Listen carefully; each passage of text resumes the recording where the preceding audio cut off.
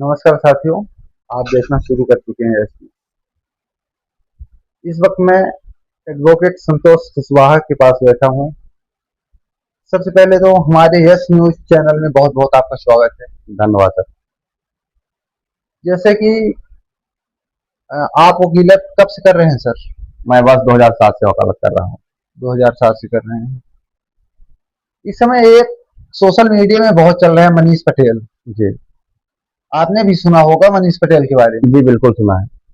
तो मनीष पटेल में क्या कमियां थी, उनको जेल भेजा गया, क्या गलत है कि सही है, आपके नजर से क्या है? देखिए, हमारे नजर में जैसे जात विशेष पर टिप्पणी करना तो गलत है। और देखिए, आप भी ओबीसी में आते हैं, जी हमारे बात का अन्यथा नहीं लेना है। जी तो आप मतलब आपकी नजर में क्या है, मनीष पटेल गलत है कि सही है?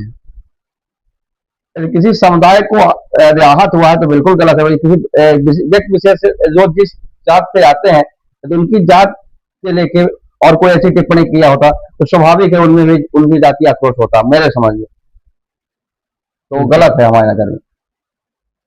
तो इनको सजा मिलनी चाहिए। नहीं, सजा तो नहीं मिलनी चाहिए इसलिए क्योंकि देखिए उन्होंने अपनी गलती का उन्हें एहसास हो गया और उसके लिए उन्होंने माफी भी मांग ली है। माफी किससे मांगी है? माफी उन्होंने सामूहिक रूप से पूरे उन्होंने जो उनका बनाने का मकसद था तो किसी को ठेस पहुंचाना नहीं था। उनका एक प्रकरण ये भी है कि वो चोरी में वारंटी थे, क्या ये सच्चाई है? इसके संबंध में मुझे कुछ जानकारी नहीं है। चोरी और लूट के संबंध में सोशल मीडिया में जरूर न्यूज है, लेकिन उसके संबंध में मुझे व्यक्तिगत रूप से जानकारी नहीं। तो आपके कहने का मतलब है कि मनीष पटेल को सजा ना हो? नहीं, यदि गलती किया है तो माफी मांग लिया तो माफी मांग लिया है। और एक कलाकार था, समाज को उससे कहीं ना कहीं पॉपुलैरिटी थी, जिस तरह से उसकी पॉपुलैरिटी थी, पॉपुलैरिटी तो बहुत थी। तो इसी आखिर इस पॉपुलैरिटी की वजह से मैं कह रहा हूँ क्योंकि उसकी लोकप्रियता है, क्योंकि जो न्यायालय जो निर्णय करती है तो तमाम सारी चीजों को पर गौर विचार करती है, इसके बाद निर्णय करती है। अगर आप कितने बड़े भी लोकप्रिय वकील होंगे, पर अगर आप गलत करेंगे तो क्या आपको कोर्ट और प्रशासन माफ करेगा? नहीं, ऐसा नहीं है। अपराध की अज्ञानता क्षम्य नहीं है। यदि आपने कोई अपराध किया है जाने अनजाने में तो ऐसा भी, लेकिन क्षम्य नहीं है। लेकिन ये अपराध एक ऐसा अपराध था कि जिसको क्षमा किया जा सकता था। तो ये पहली बार नहीं है, जी ये आपको जानकारी है कि नहीं है?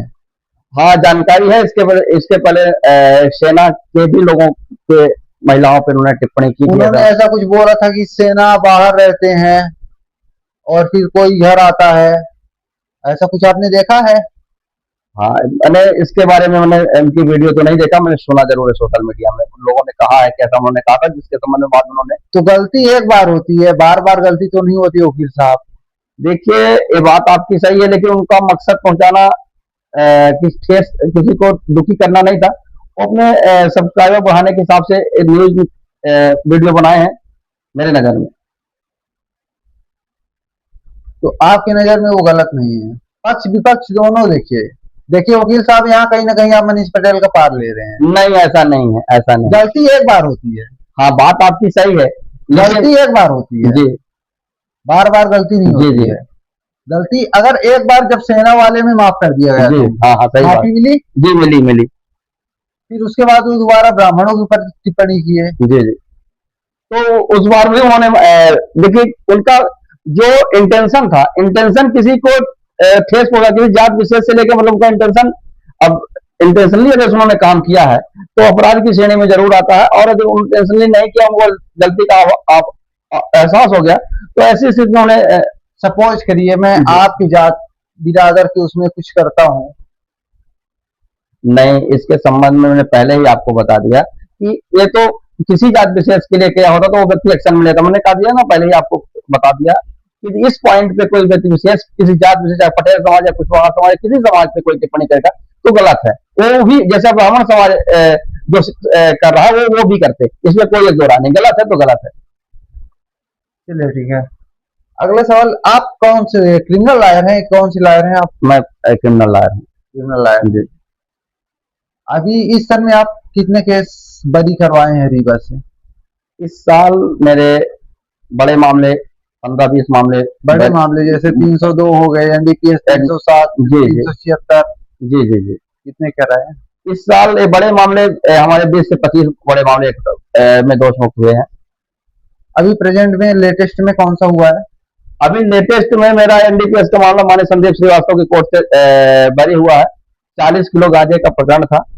थाना लाहौर की पुलिस ने उड़ीसा से गांजा लाए जाने वाले दो व्यक्तियों को मुख्य को जानकारी हुई थी और उसकी घेराबंदी करके उन्होंने 40 किलो रासुका बरामद किया और इसके बाद में पूरी प्रक्रिया करने के बाद माननीय न्यायालय पंचम अपर सत्र न्यायाधीश संदीप श्रीवास्तव जी के न्यायालय में वो प्रकरण चला, जहां पर अभियोजन ने अपना 12 साक्ष्य प्रस्तुत किया और संपूर्ण साक्ष्य और सबूतों पर अभियोजन यह प्रमाणित करने में सफल रहा कि अभियुक्त जो गांजे की मात्रा थी वह आरोपी से बरामद हुई थी। ऐसी स्थिति में हमने उनको दोष मुक्त कराया। किस साक्ष्य में वो बरी हुए हैं? मुख्य क्या साक्ष्य था?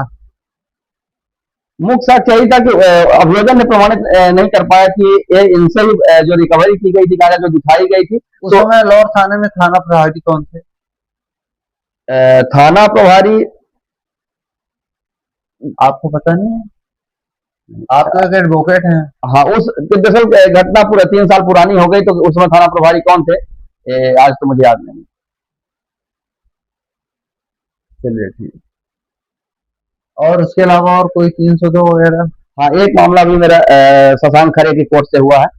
एक लक्ष्मणपुर में एक मजदूर मजदूरी करता था, जो उसकी बॉडी आपके चिरौला मंदिर के आसपास एक बगीचे में मिली थी। यूपी का आदमी था, उसके बॉडी में लिखकर नाम पर्ची लिख देते फला व्यक्ति द्वारा मारा गया। वो बड़े उस